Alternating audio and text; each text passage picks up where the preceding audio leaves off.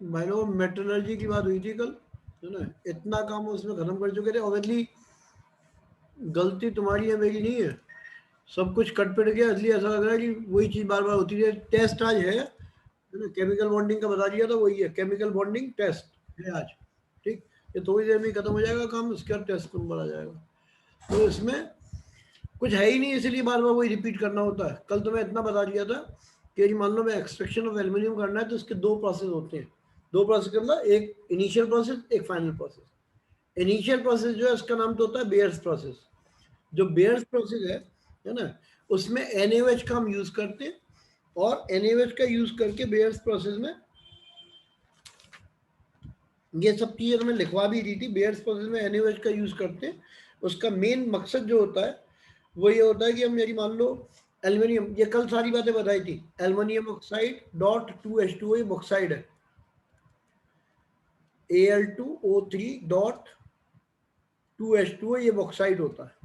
हम चाहते क्या है कि बॉक्साइड को कन्वर्ट कर दें, कंसंट्रेशन बढ़ा दें, और ये केवल बन जाए Al2O3 एल्यूमिना। इससे इसमें कन्वर्ट करने के लिए बेयर्स प्रोसेस का यूज करते हैं, केमिकल प्रोसेस है।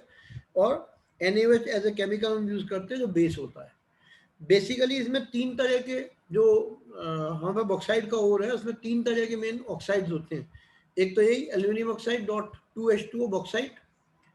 अदर देन इट F2O3 भी होता है, Fe2O3। एंड काफी सारे पार्ट में सिलिका ऑक्साइड भी होता है। ये भी ऑक्साइड है, ये भी ऑक्साइड है। ठीक है, तो हम चाहते क्या है कि हम इसको अलग कर दें। ये हमें मालूम है कि एम्फोटेरिक नेचर का होता है। एम्फोटेरिक का मतलब acidic and basic both nature होते हैं। तो जब हम इनसे बेस मिला देते हैं NaOH, तो NaOH बेस है, ये एसिड की तरह वर्क करता है ना।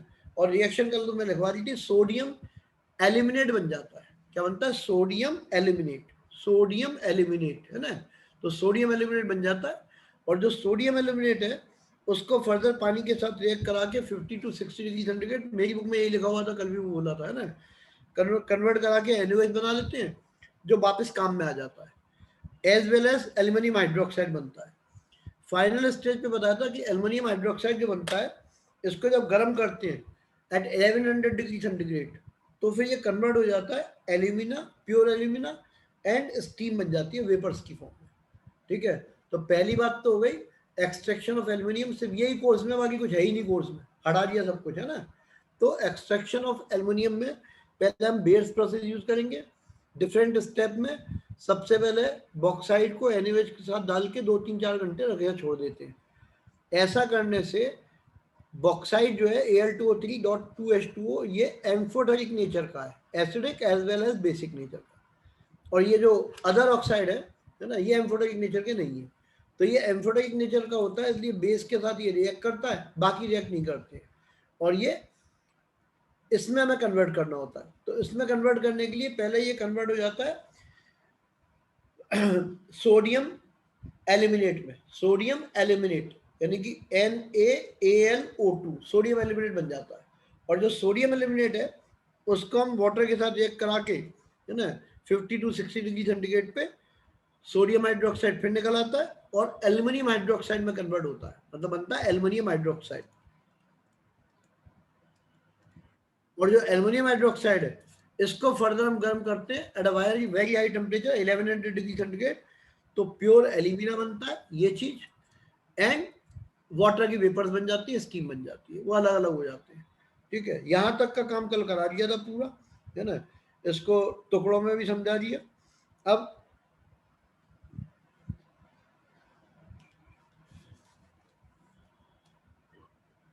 इसके बाद ये स्कोप में ही पढ़ दिया पूरा, ये खत्म हो गया। Chemical method for purifying bauxite by using NaOH based process, ये खत्म हो गया। दूसरा है इलेक्ट्रोलाइटिक एक्सट्रैक्शन। अब हेडिंग डाल देना, इलेक्ट्रोलाइटिक एक्सट्रैक्शन। और हम जो प्रोसेस यूज कर रहे हैं वो है हॉल, HALL, हेरोल्ड्स, हेरोल्ड्स,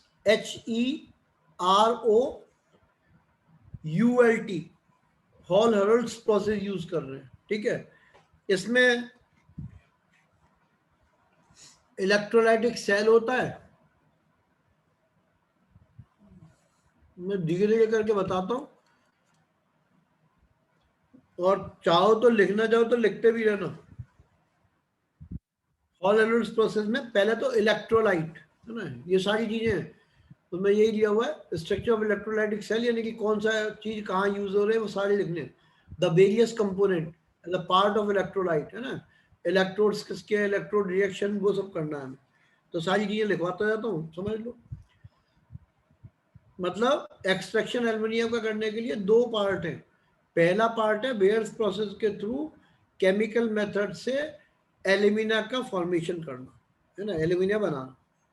और दूसरा प्रोसेस जो है उसमें हम क्या करेंगे, हॉल एनोड्स प्रोसेस की हेल्प से इलेक्ट्रोलाइटिक मेथड से एक्सट्रैक्शन कर देंगे एल्यूमिनियम का, ये पूरा प्रोसेस है। तो हम सेकंड प्रोसेस की बात कर रहे हैं है ना, यानी कि हॉल एनोड्स प्रोसेस। इसमें सबसे पहले देख लो इलेक्ट्रोलाइट, इलेक्ट्रोलाइट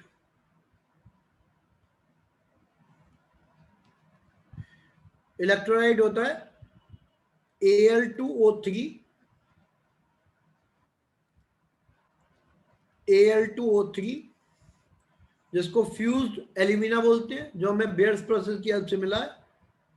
इसको वन पार्ट लेते हैं, वन पार्ट, ये जरूर याद कर लेना कितना पार्ट किसका लेना है। और बाई वेट है ये, है ना, वॉल्यूम नहीं, बाई वेट। बाई वेट से मतलब था किलो में,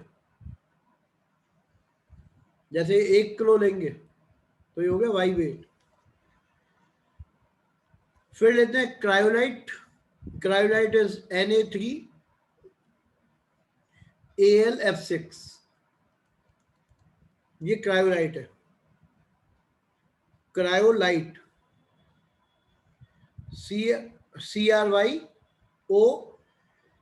CRYOLITE, cryolite.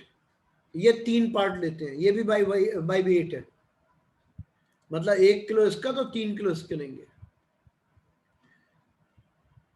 And philosopher CaF2, FLUORSPAR,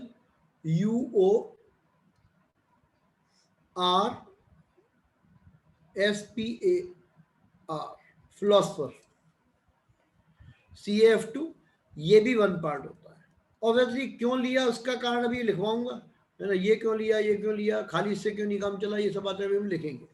और ऑब्वियसली ये ध्यान रखना कि ये ही क्यों लिया, इसका आंसर केवल 1% दे सकते हैं जिनने ये एक्सपेरिमेंट परफॉर्म किया था, है ना, क्योंकि इनने सारे काम करके देख लिए थे। इसके अलावा कुछ भी करते थे तो एक्सपेरिमेंट या एक्सट्रैक्शन पॉसिबल नहीं था। सबसे लो कॉस्ट, कम पैसों में एक्सट्रैक्शन करने का काम इनने किया था, इसीलिए इनका प्रोसेस काम में आ रहा है। यदि कोई और साइंटिस्ट होता तो उसका भी ले सकते थे, हो सकता है कल को तुम और कोई नई चीज याद करके बता दो कि इसकी जगह इतने एनर्जी पे ही या इतने टेम्परेचर पे ही मैं इसको अलग कर दूंगा तो तुम्हारा वाला प्रोसेस काम में आ जाएगा, है ना। तो ये जो प्रोसेस है एफ, ठीक, ये तो हो गया CaF2,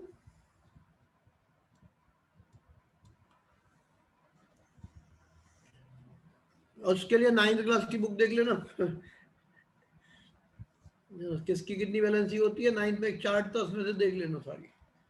तो अभी तो मेरा इस पे आ जाओ। इलेक्ट्रोलाइट में 3 चीजें हैं, ये है ना, कैल्शियम की 2 होती है तो F की 1 हो जाएगी, क्योंकि बच्चे ने पूछा था उसका आंसर। ये इलेक्ट्रोलाइट में ये 3 चीजें काम आएंगी। फिर लिख लो इलेक्ट्रोलाइटिक सेल, तीनों को बाई वेट लिया, 1 किलो इसका तो 3 किलो इसका तो 1 किलो इसका, ऑल आर बाई वेट, ठीक है। बाई वेट का मतलब होता है किलो में नापना, बाई वॉल्यूम कहीं आता है तो लीटर में लेते हैं, 1 लीटर इसका, 3 लीटर इसके, 1 लीटर इसका।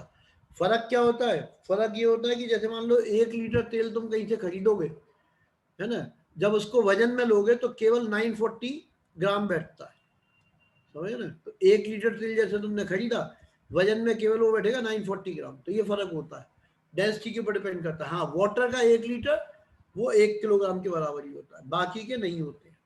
खैर ये तो किसी ने पूछा था, उसका आंसर है, अब नहीं दूंगा आंसर, नहीं तो काम रह जाएगा, फालतू की चीजें ज्यादा हो जाएगी। सेकंड लिखो इलेक्ट्रोलाइटिक, एक एक करके सारी चीज पूछेंगे क्या क्या होता है ना। इलेक्ट्रोलाइटिक सेल में लिख लो rectangular steel tank with carbon lining. Question कैसे आएगा, है ना। What type of electrolytic cell is used in the extraction of aluminium, ये एक नंबर का क्वेश्चन होगा। आंसर क्या होगा, in extraction of aluminium rectangular steel tank with carbon lining, यानी कि अंदर जैसे प्लास्टर कर देते हैं कमरे में, ऐसे इसमें अंदर कार्बन की लाइनिंग लगा देते हैं, विथ कार्बन लाइनिंग। फिर लिखो इलेक्ट्रोड्स, सब एक एक नंबर के क्वेश्चन है। कैथोड कार्बन लाइनिंग, जो स्टील का हमने टैंक लिया है उसके अंदर जो कार्बन लाइनिंग है ना, गैस कार्बन भी बोल देते हैं उसको, गैस कार्बन की जो कार्बन लाइनिंग है ना, वो काम करती है कैथोड का। एनोड लिखो थिक कार्बन रॉड्स, ग्रेफाइट, ठीक है, थिक कार्बन की रॉड होती है ग्रेफाइट की फॉर्म में, है ना। कार्बन ग्रेफाइट फॉर्म में भी होता है, कार्बन डायमंड फॉर्म में भी होता है, यहाँ ग्रेफाइट को लगाएंगे हम, कार्बन रॉड्स ऑफ ग्रेफाइट, और इनको कॉपर की क्लैंप से अटैच कर देते हैं, attached to copper clamp and dipping into fused electrolyte, जो हमने इलेक्ट्रोलाइट यूज किया उसमें डिप कर देते हैं। Temperature 950 950 950 degree centigrade, temperature 950 degree centigrade, ठीक है। अब तक क्या क्या पढ़ लिया हमने, इलेक्ट्रोलाइट क्या होता है, a combination of these three. फिर इलेक्ट्रोलाइटिक सेल क्या होता है, इलेक्ट्रोलाइटिक सेल जो होता है वो रेक्टेंगुलर स्टील टैंक होता है विद कार्बन लाइनिंग, ये इंपॉर्टेंट है कार्बन लाइनिंग।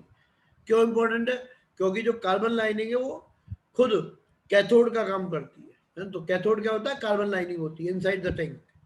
एनोड जो होता है थिक कार्बन की रॉड होती है इन फॉर्म ऑफ ग्रेफाइट, इनको कॉपर की क्लैंप से लगा देते हैं और इसके अंदर लटका देते हैं। टेम्परेचर अबाउट 950 डिग्री सेंटीग्रेड होता है, और टेम्परेचर कम करने के लिए इतना तामझाम करते हैं, इतनी टाइप की चीजें सीधे रखते हैं, फिर भी टेम्परेचर बहुत हाई है, 950 is quite high temperature. Current 100 ampere का करंट होता है एंड एट 6 to 7 वोल्ट। और भैया अलग अलग किताबों में अलग अलग लिखा होता है, ठीक है ना, थोड़ा बहुत फर्क हर एक में आ जाता है। तो मैं अपने मन से कुछ नहीं लिखवाता हूँ, जो किताब वाले लिखते हैं उसी की हेल्प से लिखवाया है ना। तो यदि कोई लड़ाई झगड़ा होगा, ये केमिस्ट्री में डे 1 पे ही बता दिया था, कोई किताब सच्ची नहीं है, सब में गड़बड़ झड़बड़ है ना। बट बोर्ड में क्या होता है, बोर्ड में बहुत सिंपल बात है, हर जगह कंसाइज नहीं चलती है। ये जो मेरे हाथ में बुक है ये भी बहुत ज्यादा चलने वाली बुक है ना। तो जो मास्टर इकट्ठे होते हैं सारी पूरे हिंदुस्तान के होते हैं, तो अपने आप बता देते हैं कि साहब इस बुक में तो ये लिखा था, तो कहते हैं ठीक है ये टेम्परेचर भी सही है, तो दोनों पे नंबर मिलते हैं, समझ गए ना बात। तो कोई घबराने की बात नहीं, तुम्हारे बोर्ड में कोई चिंता की बात नहीं है, जिस भी बुक का लिखोगे सही माना जाएगा। तो फाइनल आंसर क्वेश्चन ये कहाँ से अराइज हुआ था, करंट हमारी बुक में लिखा हुआ है 100 एम्पियर का करंट है एंड 6 to 7 वोल्ट पे देते हैं, बट रिएक्शन वगैरह सब में एक ही होती है, रिएक्शन कभी चेंज नहीं होती है आता। फिर इलेक्ट्रोलाइटिक रिएक्शन लिख लो,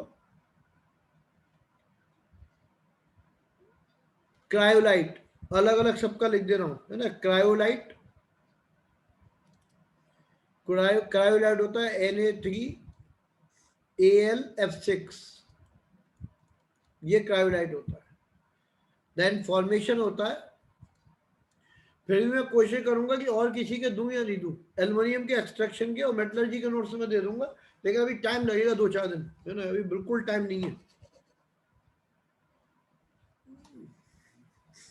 तो ये लास्ट चीज ये थी, एल्युमिनियम सोडियम एल्युमिनियम F6, ये है। तो इसका रिएक्शन ऐसे आ जाता है 3Na बनता है, क्योंकि इसकी वैलेंसी 1 होती है, ठीक।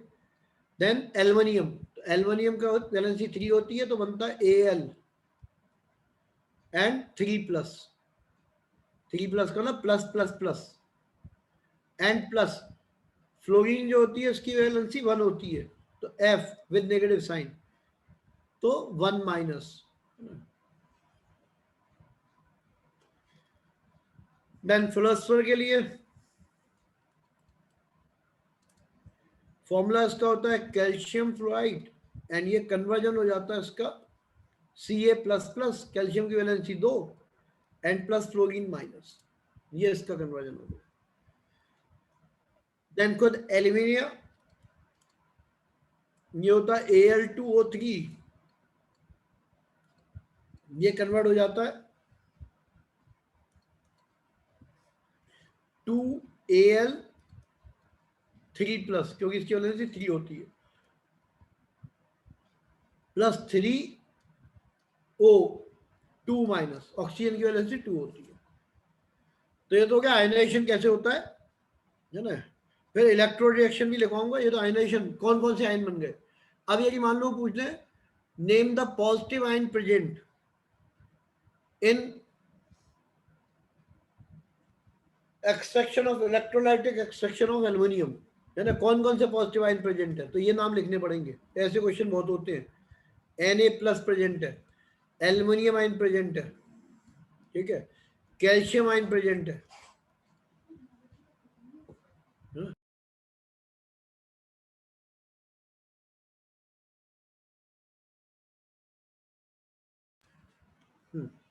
तो 7 मिनट बाद, हाँ। फिर भी पूछ लियो, मेरे पास आ जाओ, ठीक है। तो ये तो हो गए कौन कौन से पॉजिटिव आयन है, वो खुद ढूंढ के लिख भी सकते हो। नेगेटिव आयन कौन कौन से है ना, पॉजिटिव में ये थे, इधर देख लो, ये पॉजिटिव है, ये पॉजिटिव है, फिर ये पॉजिटिव है, डिफरेंट टाइप वालों को लिख के, और कोई पॉजिटिव नहीं बचता। नेगेटिव में नेगेटिव आयन प्रेजेंट, तो एक ही है नेगेटिव और एक ही है ना। फिर रिएक्शन लिख लो, एट कैथोड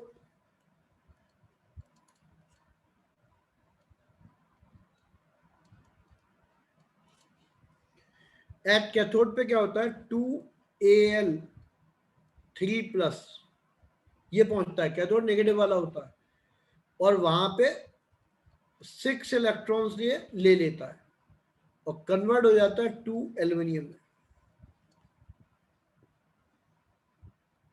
ठीक है। एल्यूमिनियम आयन डिस्चार्ज हो जाता है, किसके प्रेफरेंस में, 3 आयन थे, ये aluminium ion is discharge in preference to sodium and calcium, इनके प्रेफरेंस में डिस्चार्ज हो जाता है। क्यों ऐसा होता है, क्योंकि इलेक्ट्रोकेमिकल सीरीज रिस्पॉन्सिबल होती है, उससे पता चल जाता है। फिर ऑक्सीजन के साथ एट लिखिए, तो एट कैथोड हो गया, फिर लिखो एट एनोड,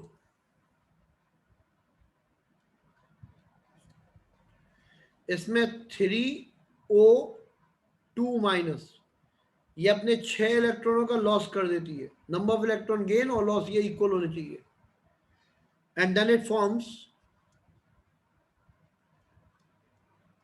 3O, ये बनता है इसमें,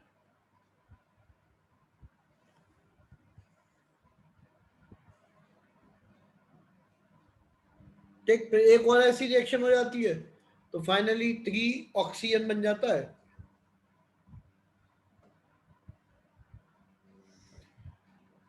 प्रोडक्ट लिख लो, ये तो रिएक्शन हो गई है ना, पहले क्या क्या आयन प्रेजेंट थे वो बताया, फिर रिएक्शन एट कैथोड क्या होती है वो बता दिया, रिएक्शन एट एनोड बता दिया। अब प्रोडक्ट क्या है लिख लो, एट कैथोड प्योर एल्यूमिना, ठीक है, प्योर एल्यूमिनियम मेटल जो है वो बनती है कैथोड पे,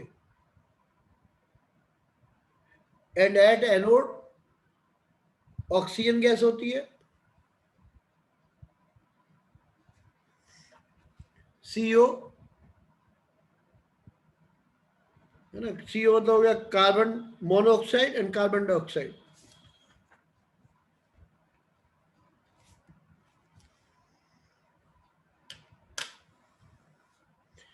ये तो क्या था बेसिक टेस्ट के। अब एक एक नंबर के बहुत सारे क्वेश्चनों के आंसर हैं, तो वो मैं ऐसा मैं तुम्हें सीधे सीधे लिख के भेज दूंगा, है ना, क्योंकि कितना डिग्री टेम्परेचर क्यों लिया क्यों नहीं लिया वो सारे बोलना और लिखवाने की जरूरत नहीं है ना, क्योंकि जो चाहेंगे वो पढ़ लेंगे, और जिन्हें नहीं पढ़ना होगा तो अपने नंबर नहीं लाएंगे, है ना। जैसे एक जनरल बात बता दी कि यदि मान लो हम प्योर एल्युमिनियम को हम यूज करते, तो इसका जो मेल्टिंग पॉइंट होता है प्योर, एक एक बता दे रहा हूँ, बाकी तुमको तो अब गाड़ी जी आज कोई बात नहीं हो पाएगी, है ना, जितना मुझे आता था सब बता दिया। अब जैसे एक क्वेश्चन का आंसर बताता हूँ, क्वेश्चन कैसे आते हैं। जो प्योर एल्यूमिनियम होता है ना, उसका जो हम मेरी मान लो उसको हम अलग अलग करना चाहें, मेल्ट कराना चाहें, तो 2050 इतने टेम्परेचर पे होता है, ठीक है। 2050 टेम्परेचर होता है, तब जाके कहीं प्योर एल्यूमिनियम मेल्ट कर पाता है। और मेल्ट के बिना फ्लो नहीं होगा भाई। जब मेल्ट हो जाएगा तभी तो फ्लो होगा, तभी तो एल्यूमिनियम आयन एक तरफ जाएंगे, ऑक्सीजन दूसरी तरफ जाएंगे। तो बिना मेल्टिंग के तो काम होना नहीं है। जैसे लेड ब्रोमाइड की इलेक्ट्रोलिसिस हमने कराई, तो लेड ब्रोमाइड को मेल्ट तो कराना पड़ेगा ना पहले, तब वो फ्लो करेगा। तो इसी तरह एल्यूमिनियम को यदि हम मेल्ट कराते प्योर को, तो इतने डिग्री सेंटीग्रेड टेम्परेचर पे होता, सारा सामान जल जला जाता। अब क्या किया इन लोगों ने हॉल हेरोल्ड्स प्रोसेस में क्या किया, सबसे इंपॉर्टेंट काम ये कर दिया कि केवल 950 पे अलग अलग कर दिया आइंस को, एल्यूमिनियम अलग, ऑक्सीजन अलग। तो ये किसकी हेल्प से हुआ, इसी के लिए वो सारे तामझाम जोड़े गए, है ना। किसी ने कुछ किया, किसी ने कुछ किया। तो इन सब के जो एक एक दो दो नंबर के क्वेश्चन है, पूरे एक पेज के हैं, वो मुश्किल है मेरे लिए इतने सारे बोल पाना, समझ गए ना। इसलिए मैं पूरे पेज को तुम्हारे भेजूंगा, या तो मतलब नोट्स दे दूंगा पूरे, उसमें से पढ़ लेना जिनको टाइम मिल जाए, और नहीं मिलेगा तो नंबर लॉस होंगे, क्योंकि वो सब पूछेंगे कि भैया इसको इतना तामझाम क्यों लगाया, किसने इसके बॉलिंग पॉइंट को कम कौन लेके आया, है ना, किससे क्या फायदा मिला, इसीलिए तो किसी का वन पार्ट लिया, फ्लो किसने कराया। तो इन सब क्वेश्चनों के आंसर होंगे, है ना। मैं बोलूंगा, पहले बहुत डिटेल में बोल चुका हूँ, वो कोई बात नहीं, लेकिन अभी आंसर देने से काम चल जाएगा। और किसी को कुछ समझ में नहीं आएगा तो नोट्स पे गोला खींच के फिर भेज देना, ठीक है ना। टेस्ट केमिकल बॉन्डिंग का आज है, और कल के लिए लिख लो, आज ग्रुप पे भी डाल दूंगा।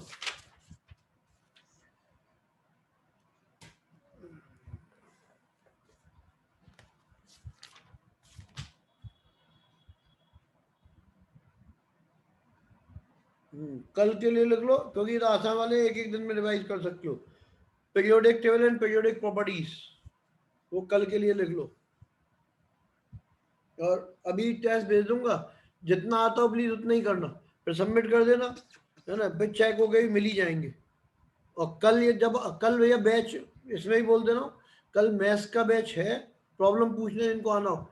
छोटे वाले बच्चों को आने से फायदा नहीं मिलेगा, उन्हें तो उसी बार जब आ रहे थे तभी फायदा मिलेगा, समझ गए ना। उनके लिए अलग दिन रखे थे, कल बड़े बच्चों वाला का दिन है, ठीक।